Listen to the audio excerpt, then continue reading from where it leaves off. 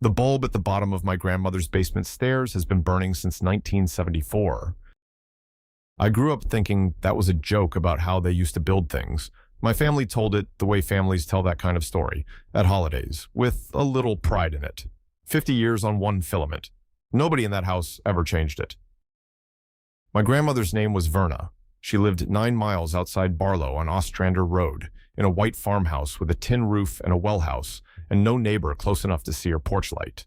In March of the year she broke her hip, the doctors put her in a rehabilitation place in town for 6 weeks.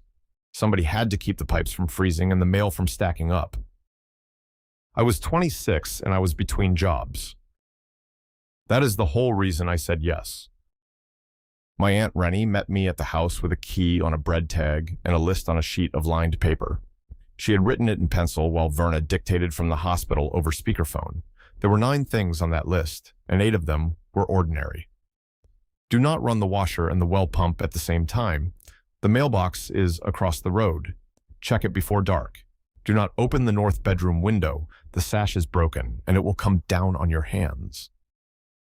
The 9th one was underlined twice. The basement light stays on. If you ever find it off, go outside and wait for the sun.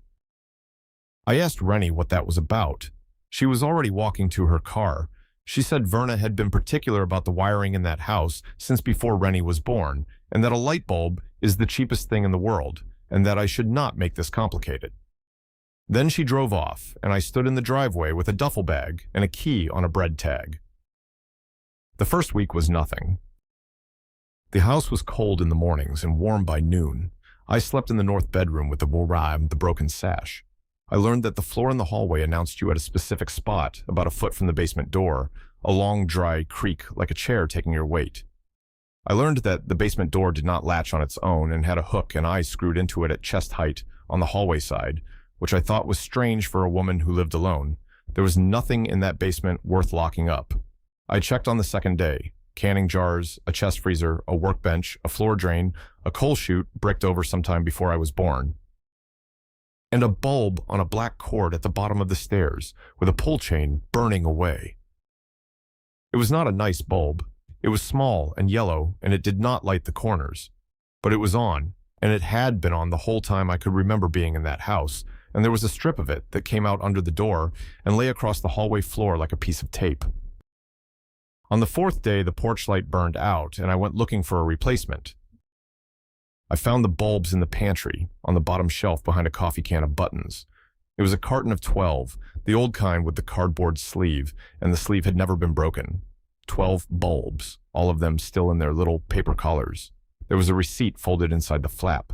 Hardware store in Barlow, $4.11, and a date stamp in faded purple ink. February 1974.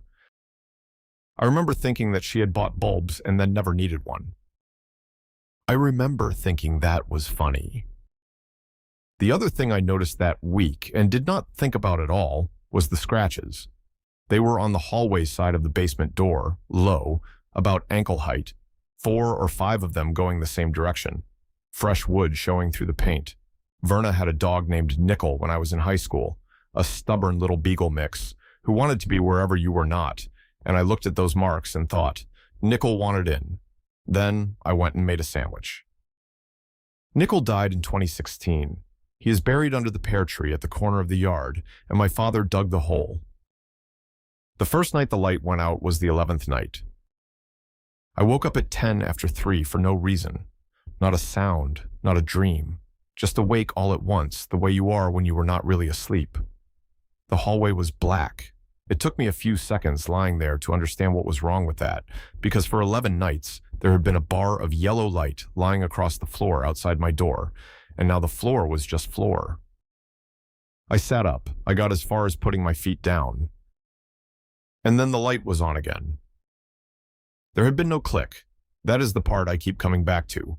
That chain has a sound, a little metal rattle, and then a snap, and you can hear it through the door from anywhere in that hallway. There was no sound.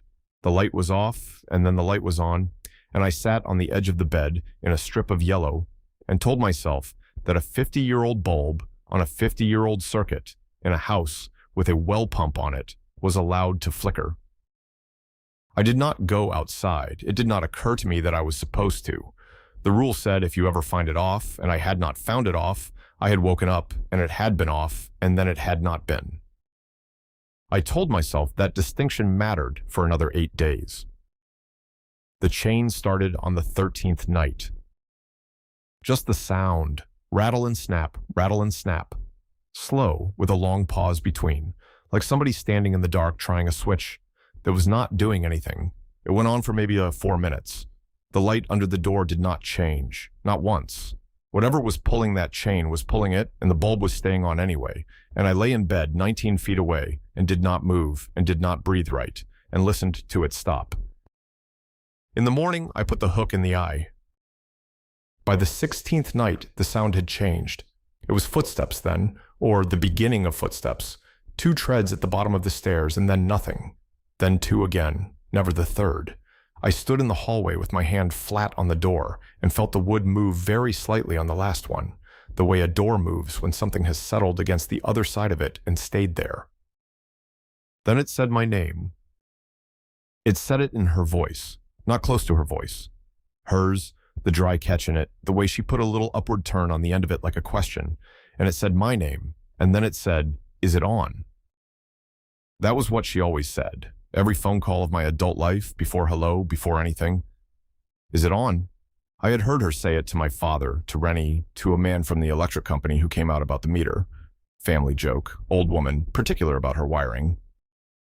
I called the rehabilitation place at 4 in the morning and made a night nurse walk down the hall to check on her, and she was asleep, and she had been asleep, and the nurse was very polite about how strange I was being.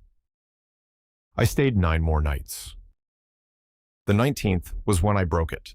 I came back from town after dark with groceries in both arms, and I knew before I had the door open, because the hallway was wrong. There was no tape of yellow on the floor. The strip was gone. The house was one continuous dark, and the only light in it was coming in behind me off the yard. The rule was 1 sentence long. Go outside and wait for the sun. I put the bags down on the kitchen table. I got my phone out for the flashlight. I lifted the hook out of the eye, and I opened the basement door, and I went down those stairs to turn the light back on, because I was 26 and tired, and I had decided somewhere in the last 3 weeks that the version of this where I was losing my mind was the better version. The chain was where it always was. I pulled it.